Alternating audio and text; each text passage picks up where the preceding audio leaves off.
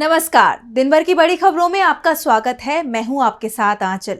आज इस बुलेटिन में बात होगी राहुल गांधी के झारखंड दौरे की, महाराष्ट्र सरकार की योजना पर लगी रोक की, देखेंगे झारखंड में इंडिया गठबंधन में हुए सीट बंटवारे को, बहराइच मामले में प्रशासन की कार्रवाई पर उठे सवालों को, जानेंगे कब मिलेगा जम्मू कश्मीर को पूर्ण राज्य का दर्जा, और बुलेटिन के आखिर में देखेंगे जाने माने कार्टूनिस्ट इरफान की किस खबर पर पड़ी तिरछी नजर। लेकिन दिन भर की तमाम बड़ी खबरों से पहले एक नजर आज की सुर्खियों पर।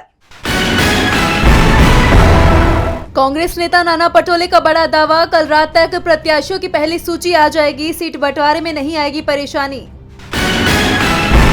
आरसीपी सिंह ने नई पार्टी बनाने का किया ऐलान, बीजेपी को लेकर बोले, बिहार में आज एक भी पार्टी नहीं जहां कार्यकर्ताओं का मान सम्मान है। सीजेआई डीवाई चंद्रचूड़ का बड़ा बयान, फैसलों पर कोर्ट की आलोचना ठीक नहीं, कहा सुप्रीम कोर्ट को लोगों की अदालत बनाया है, न कि विपक्ष की भूमिका निभाने के लिए। वायनाड सीट से 23 अक्टूबर को नामांकन करेंगी प्रियंका गांधी, राहुल गांधी भी रहेंगे मौजूद। वायनाड लोकसभा सीट पर 13 नवंबर को होना है उपचुनाव। ये तो थी सुर्खियां, अब बात आज की सबसे बड़ी खबर की। झारखंड में चुनावी बिगुल बजने के बाद लोकसभा में नेता प्रतिपक्ष राहुल गांधी राज्य के दौरे पर पहुंचे।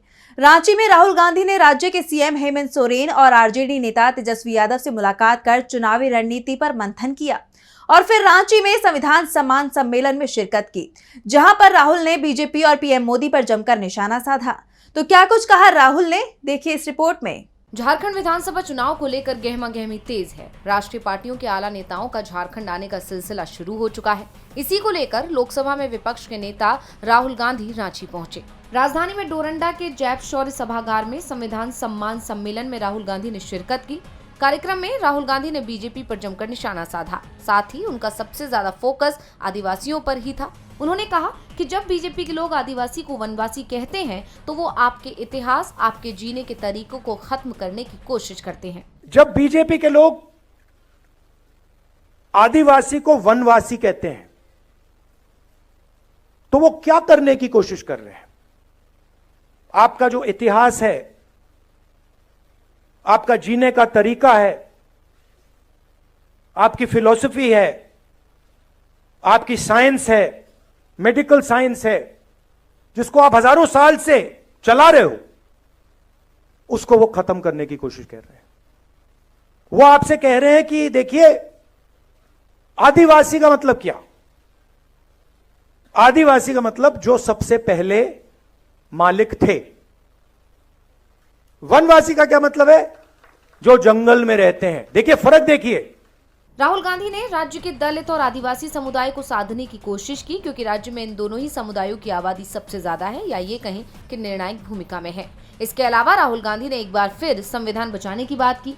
अब राहुल गांधी के बयानों की चर्चा हर तरफ हो रही है। राहुल के बयानों से बीजेपी झारखंड में बैकफुट पर आती नजर आ रही है। अब देखना होगा कि चुनाव के बीच में लगे इन तमाम आरोपों पर बीजेपी की तरफ से क्या प्रतिक्रिया आती है। राहुल बीजेपी की मुश्किलें बढ़ाते हुए नजर आ रही हैं, तो मुश्किल में महाराष्ट्र सरकार भी दिखाई दे रही है। राज्य में विधानसभा चुनाव से पहले राज्य की एकनाथ शिंदे सरकार ने बड़ी योजना शुरू की थी, लाड़की बहन योजना, लेकिन इस योजना पर चुनाव आयोग ने ब्रेक लगा दिया है। महाराष्ट्र में विधानसभा चुनाव से पहले राज्य में लाड़की बहना योजना को लेकर चर्चाएं तेज हैं। ऐसे में महाराष्ट्र की महिलाओं के लिए एक बड़ी खबर सामने आई है। खबर है कि महिलाओं को आगे की किश्तें नहीं मिल पाएंगी। वहीं महाराष्ट्र सरकार को बड़ा झटका लगा है। लाड़की बहन योजना को अस्थायी तौर पर निलंबित कर दिया गया है। दरअसल चुनाव आयोग ने महाराष्ट्र में विधानसभा चुनाव की तारीखों का ऐलान कर दिया है। राज्य में 20 नवम्बर को एक ही चरण में मतदान होगा, इसीलिए राज्य में आचार संहिता लागू कर दी गई है। चुनाव आयोग ने राज्य सरकार को आचार संहिता अवधि के दौरान मतदाताओं को प्रभावित करने वाली वित्तीय योजनाओं को बंद करने के निर्देश दिए हैं। चुनाव आयोग के आदेश के बाद महिला एवं बाल कल्याण विभाग की तरफ से इस योजना के लिए आवश्यक धनराशि रोक दी गई है। इससे महिलाओं को चुनाव तक लाड़की बहन योजना का पैसा नहीं मिल पाएगा। बता दें कि हाल ही में राज्य सरकार द्वारा लाड़की बहना योजना की शुरुआत की गई थी, जिसके तहत राज्य की महिलाओं को 1500 रुपए दिए जाने थे, लेकिन अब दिवाली पर महिलाओं को इसका लाभ नहीं मिलेगा। इस योजना पर विपक्ष भी सवाल उठाता आया है। विपक्ष ने तो इस योजना को प्रदेश की महिलाओं के साथ धोखा बताया है। चुनाव आयोग के फैसले से एनडीए को झटका लगा है, तो झारखंड में इंडिया गठबंधन भी उसे बड़ा झटका देने को तैयार है। इंडिया इंडिया ने विधानसभा चुनाव के लिए सीटों का बंटवारा कर लिया है। तो किस दल के हिस्से में आई कितनी सीटें, देखिए इस रिपोर्ट में। झारखंड विधानसभा चुनाव को लेकर इंडिया गठबंधन में सीटों का बंटवारा हो गया है। इसके साथ ही ये भी साफ हो गया है कि इंडिया गठबंधन हेमंत सोरेन के नेतृत्व में चुनाव लड़ेगा और वो ही सीएम उम्मीदवार होंगे। इस बीच सीएम हेमंत सोरेन और कांग्रेस के झारखंड प्रभारी गुलाम अहमद मीर ने मिलकर सीट बंटवारे का ऐलान भी कर दिया। कांग्रेस और जेएमएम मिलकर 81 में से 70 सीटों पर चुनाव लड़ेगी। 7 सीटें आरजेडी को और 4 सीपीआईएमएल को दी गई हैं। हेमंत सोरेन ने हालांकि ये नहीं बताया कि आखिर जेएमएम कितनी सीटों पर चुनाव लड़ेगी और कितने सीट पर कांग्रेस अपने उम्मीदवार उतारेगी। किन किन सीटों पर दोनों पार्टियां चुनाव लड़ेंगी, इसका खुलासा बाद में किया जाएगा। दरअसल कांग्रेस और जेएमएम के बीच कुछ सीटों पर पेच फंसा हुआ है। कुछ सीटों पर बदला बदली की बात भी हो रही है, यानी जो सीट 2019 में कांग्रेस के पास थी वो जेएमएम के पास जा सकती है और जिस सीट पर जेएमएम उम्मीदवार चुनाव लड़ा था उस पर कांग्रेस इस बार अपना उम्मीदवार दे सकती है। इसमें एक सीट जमुआ की भी है। 2019 में इस सीट पर कांग्रेस लड़ी थी, लेकिन कांग्रेस उम्मीदवार को हार मिली थी। हाल ही में जमुआ से बीजेपी विधायक केदार हाजरा जेएमएम में शामिल हुए हैं। ऐसे में जेएमएम चाहती है कि ये सीट उसके हिस्से में आए। इसी तरह से कुछ और सीटों पर पेच फंसा हुआ है। बता दें कि झारखंड में विधानसभा चुनाव 13 और 20 नवंबर को 2 चरणों में होंगे। मतगणना 23 नवंबर को की जाएगी। इस बीच चुनाव आयोग ने झारखंड के कार्यवाहक पुलिस महानिदेशक यानी डीजीपी अनुराग गुप्ता को तुरंत हटाने के आदेश जारी कर दिए हैं। गुप्ता को हटाने का चुनाव आयोग का निर्णय पिछले चुनावों में उनके खिलाफ की गई शिकायतों और कार्रवाई को लेकर किया गया है। झारखंड के कार्यवाहक डीजीपी अनुराग गुप्ता पर तो चुनाव आयोग की कार्रवाई हो गई, लेकिन महाराष्ट्र की डीजीपी रश्मि शुक्ला के मामले में कोई फैसला नहीं किया है, जिसको हटाने की मांग महाविकास अघाड़ी गठबंधन ने की है। चुनाव आयोग के आदेश पर झारखंड के डीजीपी को हटा दिया गया। अब अजय कुमार सिंह राज्य के नए डीजीपी होंगे। झारखंड में शांतिपूर्ण चुनाव पुलिस की सबसे बड़ी जिम्मेदारी है, तो वहीं बिहार के बहराइच में भी शांति कायम रखना पुलिस और प्रशासन के लिए चुनौती बना हुआ है। वैसे 13 अक्टूबर की घटना के बाद से अब बहराइच में शांति है, लेकिन प्रशासन के एक आदेश से तनाव दिख रहा है। तो क्या है पूरा मामला, देखिए रिपोर्ट। बहराइच हिंसा को लेकर पुलिस और प्रशासन की कार्रवाई पर सवाल उठने लगे हैं, क्योंकि सांप्रदायिक हिंसा में दोनों ही पक्षों को नुकसान हुआ। दोनों ही तरफ से एफआईआर दर्ज कराई गई, लेकिन जो कार्रवाई हो रही है वो एक तरफा हो रही है। इस बीच पुलिस ने हिंसा के आरोपियों के घर गिराने की तैयारी कर ली है। पीडब्ल्यूडी की तरफ से राम गोपाल मिश्रा को गोली मारने के मुख्य आरोपी अब्दुल हमीद के घर को अवैध अतिक्रमण बताते हुए नोटिस जारी कर दिया गया है। अब्दुल हमीद के अलावा 23 और घरों में नोटिस चिपकाए गए हैं। सिर्फ 3 को समय मकान खाली करने के लिए दिया गया है। ऐसे में कहा जा रहा है कि कभी भी इन मकानों पर बुलडोजर चलाया जा सकता है। बहराइच के महाराजगंज बाजार में जहां मकानों में नोटिस लगाया गया है, वहां एक बार फिर से इंटरनेट सेवा धीमी कर दी गई है। नोटिस के अलावा प्रशासन ने इलाके में रेड मार्किंग भी की है। कुछ घरों के बरामदे में निशान लगाए गए हैं, तो कुछ जगह घर के काफी अंदर निशान लगाए गए हैं। सबसे कहा गया है कि अपने अपने अवैध निर्माण हटा लें, और अगर ऐसा नहीं किया गया तो बुलडोजर चलेगा। लोक निर्माण विभाग की तरफ से जारी नोटिस पर 17 अक्टूबर की तारीख है, यानी 20 अक्टूबर को मकानों पर बुलडोजर चल सकता है। सबसे बड़ी बात तो ये है कि जिन मकानों पर पीडब्ल्यूडी की तरफ से नोटिस चिपकाया गया है वो एक विशेष समुदाय के हैं। इससे पहले 26 लोगों को गिरफ्तार कर जेल भेजा गया है। ये सभी एक विशेष समुदाय के ही हैं। ऐसे में पुलिस और प्रशासन की कार्रवाई पर सवाल भी उठ रहे हैं। प्रशासन के फैसले पर सवाल उठ रहे हैं कि आखिर एक ही समुदाय के लोगों को नोटिस जारी क्यों किया गया है। वही सवाल जम्मू कश्मीर के पूर्ण राज्य के दर्जे को लेकर भी उठ रहे हैं। उमर अब्दुल्ला ने सरकार बनाते ही सबसे पहले इसे लेकर प्रस्ताव कैबिनेट से पास करा दिया और अब उपराज्यपाल ने भी इस प्रस्ताव पर मोहर लगा दी है। सीएम उमर अब्दुल्ला के नेतृत्व वाली कैबिनेट द्वारा पारित उस प्रस्ताव को मंजूरी दे दी गई है, जिसमें केंद्र से जम्मू कश्मीर को राज्य का दर्जा बहाल करने का आग्रह किया गया था। यानी अब इस प्रस्ताव को एलजी ने पास कर दिया है, जिसके बाद अब कहा जा रहा है कि जल्द ही इस प्रस्ताव को केंद्र सरकार के पास सौंपा जाएगा। केंद्र सरकार इसे संसद में पेश करेगी और संसद की मोहर लगने के बाद राष्ट्रपति का आदेश जारी होते ही जम्मू कश्मीर को फिर से राज्य का दर्जा मिल जाएगा और सीएम उमर भी जम्मू कश्मीर के विकास के लिए खुले हाथों से अब फैसला ले पाएंगे। बता दें कि उमर अब्दुल्ला की नेशनल कॉन्फ्रेंस ने जम्मू कश्मीर को पूर्ण राज्य का दर्जा बनाने का मुद्दा अपने मैनिफेस्टो में भी शामिल किया था और कैबिनेट में सबसे पहले इस पर ही प्रस्ताव लाया गया। इसके अलावा बीजेपी के भी अपने मैनिफेस्टो में जम्मू कश्मीर को पूर्ण राज्य का दर्जा दिलाए जाने का वादा किया था। अब मामला केंद्र के पास आ गया है। उम्मीद है कि इस साल के आखिरी तक जम्मू कश्मीर को पूर्ण राज्य का दर्जा मिल सकता है, जिससे उमर अब्दुल्ला के हाथ में राज्य की पूरी कमान आ जाएगी। लेकिन बिहार की कमान एक साल बाद किसके हाथ आएगी, इसको लेकर अभी से ही एनडीए के अंदर खींचतान शुरू हो गई है।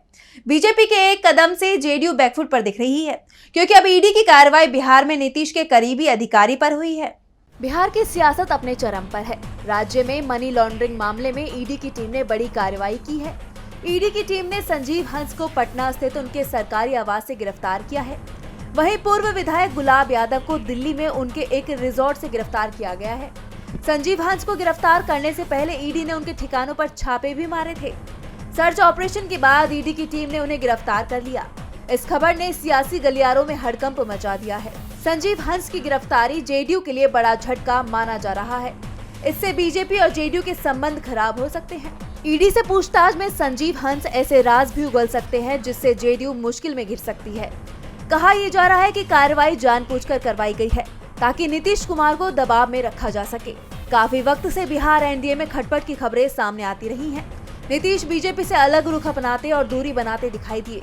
नीतीश हाल ही में हुए सीएम सैनी के शपथ ग्रहण समारोह में भी शामिल नहीं हुए। इसने नीतीश की नाराजगी की खबरों को हवा दे दी। इस बीच खबर आई कि बिहार के सीनियर आईएएस अधिकारी संजीव हंस को गिरफ्तार कर लिया गया।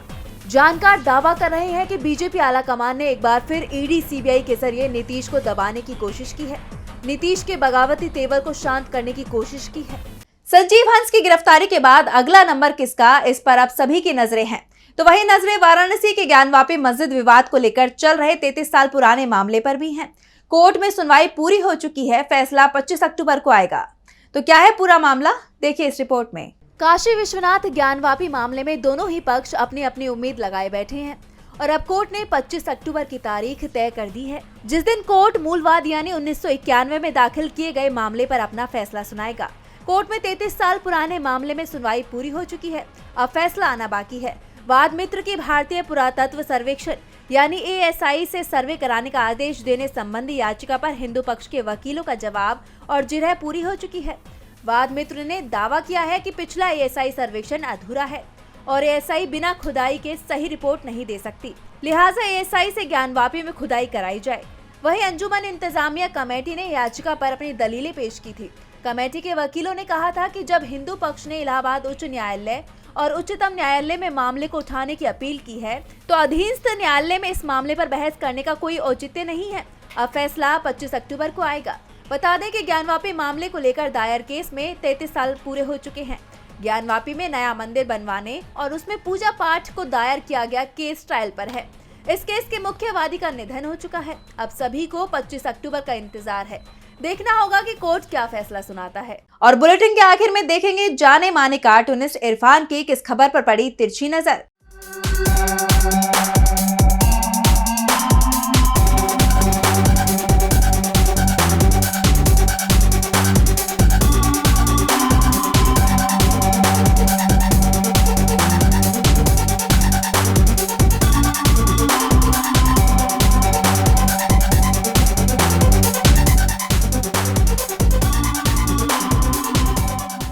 बुरे दिन चल रहे हो तो कुछ भी हो सकता है।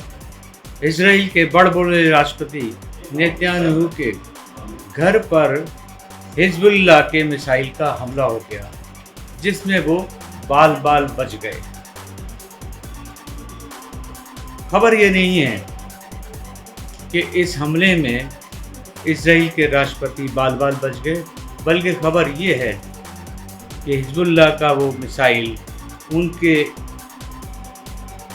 इतने बड़े और नामी सुरक्षा कवच को भेद कर भी उनके घर तक कैसे पहुंच गया।